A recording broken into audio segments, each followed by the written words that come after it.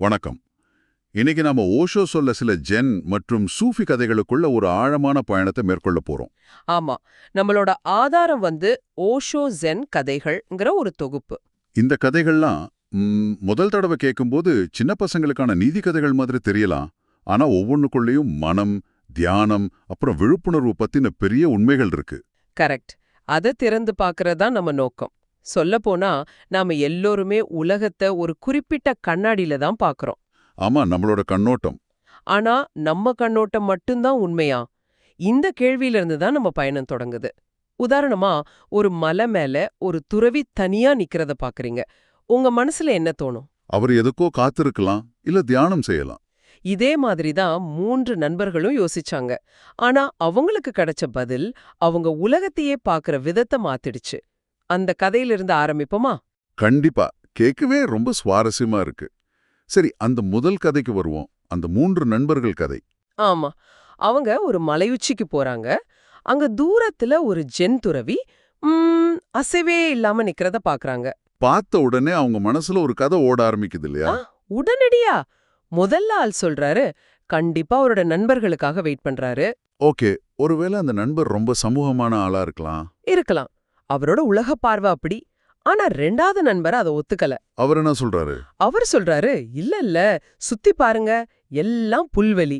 அவரோட மாடு தொலைஞ்சு போயிருக்கும், அதை தான் தேடுறாரு அப்படின்னு. இது அவரோட அன்றாட வாழ்க்கைய காட்டுது. வாழ்வாதார சம்பந்தப்பட்ட பார்வை. ஆமா. ஆனா 3வது ஆள், நீங்க 2 பேரும் சொல்றது தப்பு.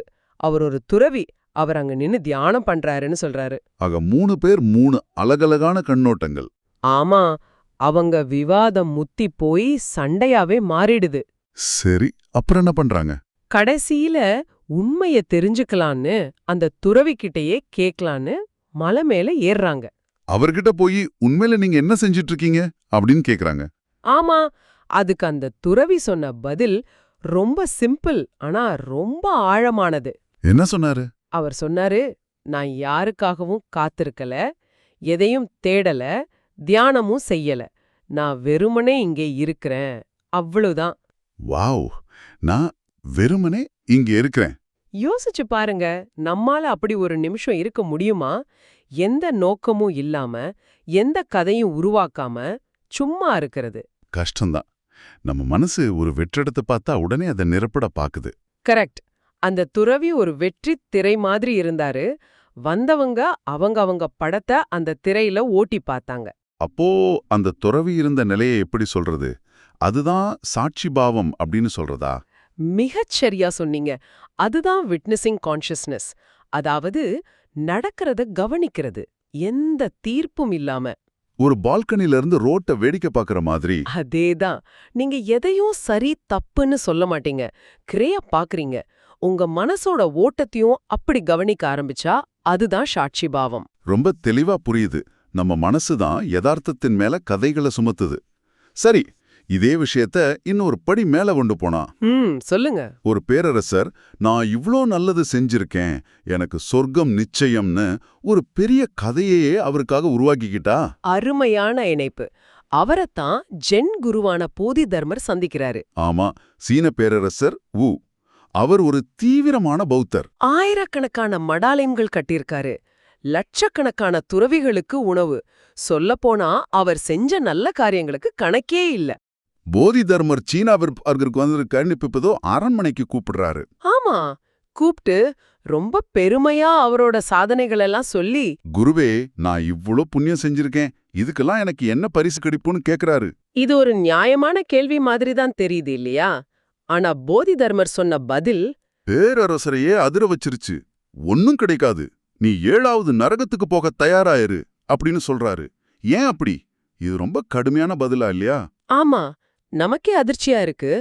இங்க போதி தர்மர் அந்த செயல்களை தாக்கல. அப்போ எதை தாக்குறாரு? அதுக்கு பின்னால இருக்கிற அகந்தைய தாக்குறாரு. பேரரசர் செஞ்சதெல்லாம் ஒரு முதலீடு.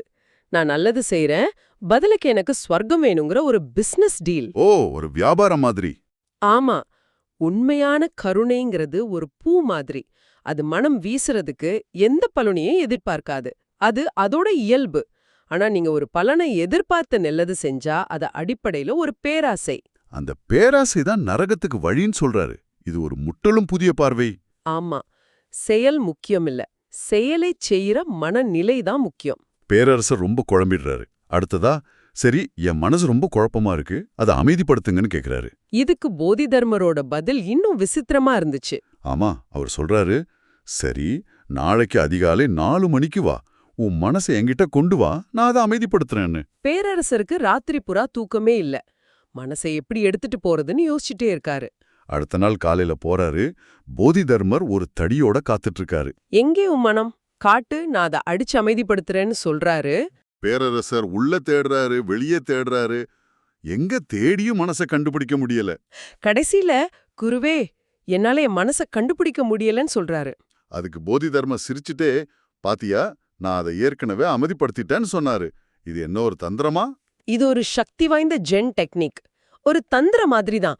நீங்க உங்க மனசை கவனிக்க ஆரம்பிச்ச உடனே அது காணாம போயிடும். ஓ, அப்படியா? ஆமா, நீங்க கவனமில்லாம இருக்கும்போது தான் அது உங்களை ஆட்டி படைக்குது. நீங்க அதை தேட ஆரம்பிக்கும் போது நீங்க அதிலிருந்து விலகி ஒரு சாட்சியா மாறிடுறீங்க. அப்போ மனம் அங்க இருக்காது. பேரரசரோட ஒரு சின்ன தேடலுக்கு இவ்ளோ பெரிய பாடம். அப்போ உண்மையான தீவிரமான தேடலோட ஒருத்தர் வந்தா? அருமையான கேள்வி. அதுதான் நம்மள போதி தர்மரோட முதல் சீடர் ஹூகோவோட கதைக்கு கூட்டிட்டு போகுது. ஹூகோ, அவர் ஒரு பெரிய அறிஞர் இல்லையா? ஆமா, ஆனா அன்றோட அறிவார அவருக்கு அமைதி கிடைக்கல. அதனால போதி தர்மரை தேடி வராரு. ஆனா போதி தர்மர் ஒரு குகையில 9 வருஷமா ஒரு சுவரையே பார்த்துட்டு உட்கார்ந்திருக்காரு. யாரையுமே கண்டுக்காம. ஆமா, ஹூகோ அந்த குகைக்கு வெளியில கடும் பனில வாரக்கணக்கா காத்துட்டு இருக்காரு. ஆனாலும் போதி தர்மர் திரும்பியே பார்க்கல. கடைசியில ஹூகோ ஒரு அதிர்ச்சியான காரியத்தை செய்யறாரு, அவரோட தேடலோட தீவிரத்தை காட்டுறதுக்காக. அவரோட வாளால தன்னோட இடது கையே வெட்டி அதை குருவுக்கு முன்னாடி வைக்கிறாரு. இது கேட்கும் போதே ரொம்ப கஷ்டமா இருக்கு. ஞானமடைய கைய வெட்டணுமா? இல்லவே இல்ல, அது நேரடி அர்த்தம் கிடையாது. நாம் அதோட குறியீட தான் பார்க்கணும். அந்த கை எதை குறிக்குது? அந்த கைங்கிறது அவரோட நான், என்னுடையது, என் அறிவு, என் அகந்தை எல்லாத்தையும் குறிக்குது. நான் எல்லாத்தையும் முயற்சி பண்ணி பார்த்துட்டேன். இப்ப என்கிட்ட தியாகம் செய்ய என் அகந்தைய தவிர வேற எதுவும் இல்லைன்னு சொல்றதுக்கான ஒரு செயல் அது. அப்போ இது ஒரு முழுமையான சரணடைதல். கரெக்ட். அந்த அர்ப்பணிப்பை பார்த்த பிறகுதான் போதி தர்மர் திரும்பி பார்க்கறாரு. உனக்கு என்ன வேணும்னு கேக்குறாரு. ஹூகோவும் அதே கேள்விதான் கேக்குறாரு. என் மனசு அமைதியா இல்ல, அதை அமைதிப்படுத்துங்கன்னு. போதி தர்மர் அதே பதிலையே சொல்றாரு. உன் மனச கொண்டு வா. ஹூகோ தேடுறாரு, கண்டுபிடிக்க முடியல. அப்போ போதி தர்மர் நான் அதை அமைதிப்படுத்திட்டேன்னு சொல்றாரு. அதே பதில், ஆனா இந்த முறை ஹூகோவுக்கு அதோட அர்த்தம் முழுசா புரியுது. ஆமா, ஏன்னா அவர் தன்னோட அகந்தைய ஏற்கனவே தியாகம் செஞ்சிட்டாரு. ஹூகோவோட கதை அகந்தையை அழிக்கிற ஒரு உள்முகமான வன்முறையை பத்தி பேசுது. இப்போ நாம பார்க்க போற கதை இதுக்கு நேர்மாறா ஒருத்தரோட வெளிப்படையான வன்முறையை பத்தினது. அங்குலிமால். ஆமா, இந்த மாற்றம் ரொம்ப சுவாரஸ்யமானது. அங்குலிமால்னா விரல்களாலான மாலைன்னு அர்த்தம். அவன் 999 பேரை கொன்னு அவங்களோட விரல்களை மாலையா போட்டிருந்தான். அவனோட குரு 1000 பேரை கொன்னா ஞானம் கிடைக்கும்னு தப்பா சொல்லி கொடுத்திருந்தாரு. 1000வது ஆளுக்காக அவன் காத்துட்டு இருக்கும்போது அந்த வழியா புத்தர் வர்றாரு. தனியா, ரொம்ப அமைதியா. அங்குலிமால் அவரை பார்த்ததும் வாழை எடுத்துட்டு ஓடுறான். ஆனா அவனால புத்தரை நெருங்கவே முடியல.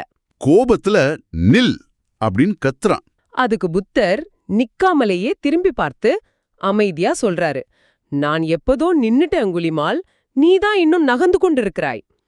இந்த பதில் அங்குலிமாலுக்கு புரியல. இங்க புத்தர் உடலோட அசைவை பத்தி பேசல, மனசோட அசைவை பத்தி பேசுறாரு. நான் நின்னுட்டேனா என் ஆசைகள், கோபங்கள், இலக்குகள்ங்கிற மன ஓட்டம் நின்னுடுச்சு, நான் என் மையத்துல இருக்கேன்னு அர்த்தம். நீதான் ஓடிக்கொண்டிருக்கிறாய்னா? உன்னோட வன்முறை, உன்னோட வெறி உன்னை ஓட வச்சுட்டே இருக்குன்னு அர்த்தம். அந்த ஒரு கணத்துல அங்குலிமாலுக்கு என்ன ஆச்சு? புத்தரோட அந்த அமைதியான இருப்பு, அவரோட கருணை, இதெல்லாம் அங்குலிமாலுக்கு ஒரு கண்ணாடிய காட்டுச்சு. அவன் செஞ்சுட்டு இருந்தது எவ்வளவு அர்த்தமில்லாத ஒரு ஓட்டம்னு அவனுக்கு அந்த நிமிஷத்துல புரிஞ்சுது. வன்முறைங்கிற இருட்டு தானாவே கரைஞ்சு போச்சு. அவன் வாளை தூக்கி எறிஞ்சிட்டு புத்தரோட கால்ல விழுந்துட்டான். ஆக நாம இன்னைக்கு பார்த்த எல்லா கதைகளுமே, அது மலையுச்சி துறவியா இருந்தாலும் சரி, போதி தர்மரா இருந்தாலும் சரி, இல்ல புத்தரா இருந்தாலும் சரி, ஆமா, எல்லாமே ஒரே விஷயத்தை தான் சுட்டி காட்டுது. மனசோட சத்தத்திலிருந்து விழிப்புணர்வின் அமைதிக்கு நகரணும். தீர்ப்பு சொல்றதிலிருந்து கவனிக்கிறதுக்கு மாறணும். மிகச்சரியா தொகுத்தீங்க. இறுதியா உங்க சிந்தனைக்குன்னு ஒரு சின்ன ஜென் கதைய சொல்றேன். சொல்லுங்க. ஒரு விவசாயி இருந்தான். அவனுக்கு நல்லது நடந்தாலும் சரி கெட்டது நடந்தாலும் சரி அவன் ஒரே பதில் தான் சொல்வான்.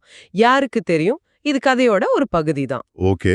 அவனோட அழகான குதிரை ஓடி போனப்ப ஊரே வந்து இது கெட்ட காலம்னு சொன்னுச்சு. அவன் யாருக்கு தெரியும்னு சொன்னான். ம். அந்த குதிரை 10 காட்டு குதிரைகளோட திரும்பி வந்தப்ப ஊரே நல்ல காலம்னு சொன்னுச்சு. அப்பவும் அவன் அதே பதில சொன்னான். அவன் மகன் அந்த குதிரைய அடக்க போய் காலை உடைச்சுக்கிட்டான். அப்பவும் ஊர் கெட்ட காலம்னு சொல்ல. அதனாலயே அவன் மகன் போர்ல இருந்து தப்பிச்சப்ப ஊர் நல்ல காலம்னு சொன்னுச்சு. ஒவ்வொரு தடவையும் அந்த விவசாயி மட்டும் முழு கதையும் தெரியாம எந்த முடிவுக்கும் வரல. இது நாம முதல்ல பார்த்த துறவியோட கதையோட ரொம்ப அழகா இணையுது. ஆமா, இப்போ உங்களுக்கான கேள்வி இதான். உங்க வாழ்க்கையில இது ரொம்ப நல்லது, இல்ல இது ரொம்ப கெட்டதுன்னு நீங்க உறுதியா முத்திர குத்துன ஒரு சம்பவத்தை இந்த விவசாயியோட பார்வையில மறுபடியும் பார்க்க முடியுமா? ஒருவேளை அது நாம நினைக்கிற மாதிரி ஒரு முடிவல்ல, ஒரு பெரிய கதையோட ஒரு சின்ன பகுதி மட்டும்தானோ? கரெக்ட். முழு நாடகமும் தெரியாம ஒரு காட்சியை மட்டும் வச்சு நாம எத்தனை தடவை தீர்ப்பு சொல்றோம்? இந்த சிந்தனையோட உங்களை விட்டு சொல்றோம்.